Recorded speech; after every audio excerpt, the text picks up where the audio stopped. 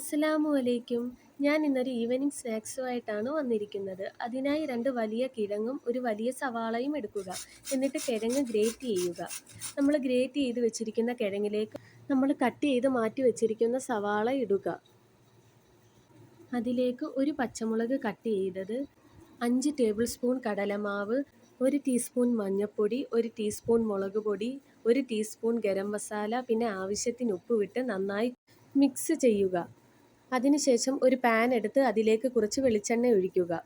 എണ്ണ ചൂടായി വരുമ്പോൾ നമ്മൾ മിക്സ് ചെയ്ത് വെച്ചിരിക്കുന്നവ ചെറിയ ബോൾസ് ആക്കി എണ്ണയിലേക്ക് ഇടുക. തിരിച്ചും മറിച്ചും ഇട്ട് വറുത്ത് കോരുക. അങ്ങനെ നമ്മുടെ ഈവനിംഗ് സ്നാക്സ് ഇവിടെ റെഡി ആയിരിക്കുന്നു. എല്ലാവരും ട്രൈ ചെയ്ത് നോക്കുക.